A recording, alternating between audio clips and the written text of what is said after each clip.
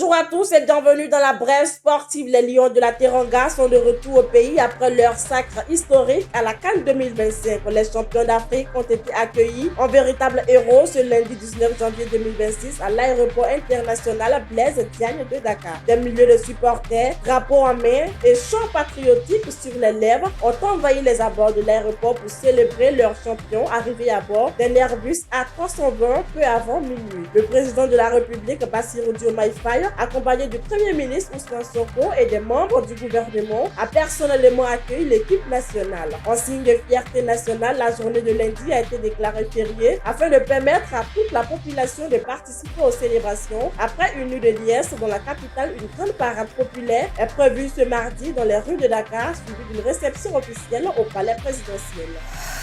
Après la victoire éclatante du Sénégal à la CAN 2025, les hommages affluent pour saluer les nouveaux champions d'Afrique. Everton FC n'est pas resté en marge de cette vague de reconnaissance. Les Toffees ont tenu à féliciter ces deux joueurs pour le titre de champion d'Afrique. Goodison Park s'est illuminé en vert et jaune pour célébrer le sac d'Idrissa Gana Gueye et Iliman Ndiaye, deux piliers de la sélection sénégalaise. Sur sa page Facebook officielle, le club de Liverpool a salué la performance de ses champions, une reconnaissance méritée pour Gueye et Ndiaye, dont l'engagement et le talent ont contribué au deuxième sacre continental de l'histoire du Sénégal. À la suite des incidents liés à la finale de la CAN 2025, le Sénégal et son sélectionneur risquent des sanctions de la part de la CAF. Une plainte de la Fédération royale marocaine de football devant la commission de discipline. La Fédération sénégalaise risque une amende de plus de 160 millions de francs CFA assortie d'un avertissement. Quant à Pape Thiaw, qui avait appelé ses joueurs à quitter la pelouse à la suite du pénalty accordé au Maroc, il devrait écoper de 4 matchs fermes de suspension avec obligation de verser une amende d'environ 5,5 millions de francs CFA, une suspension qui pourrait s'étendre à certains membres du staff technique du Sénégal. Le technicien de 44 ans, à la suite de la protestation contre la décision de l'arbitre congolais Jean-Jacques Ndala d'accorder un pénalty à Brahim Diaz et au Maroc, avait fait son mea culpa au micro de BeIN Sport.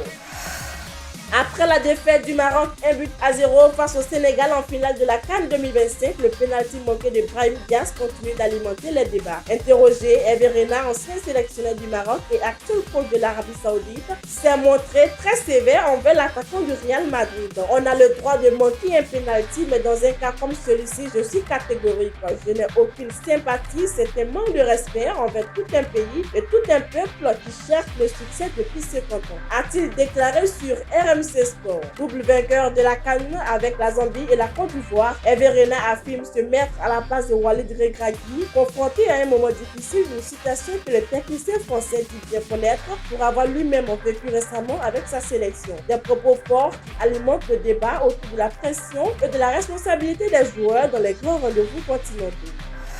Sortie à l'étape des quarts de finale de la CAN 2025, la Côte d'Ivoire se projette sur la Coupe du Monde 2026, prévue aux États-Unis, au Mexique et au Canada du 11 juin au 19 juillet. En attendant l'identité des adversaires de la fenêtre de mars, les éléphants défieront probablement les Bleus en amical le 4 juin prochain à Nantes, la ville natale du sélectionneur Emerse Faé, informe l'équipe. Un test grandeur nature avant leur entrée en lice dans le groupe E où ils croiseront successivement l'Équateur, l'Allemagne et Curaçao. La France et la Côte d'Ivoire se sont déjà rencontrés à 3 reprises, toujours dans le cadre de matchs amicaux, avec un bilan de 2 défaites ivoiriennes et un résultat nul. Omar Sy et Kon Amadou Galofal, la joie de la diaspora sénégalaise, s'est exprimée à travers de beaux pas de danse dans les tribunes du stade Prince Moulay Abdellah. Des images qu'on aime voir. Merci à toutes et à tous. À demain pour notre numéro de la brève sportive. Yes! Yes! Yes! Yes!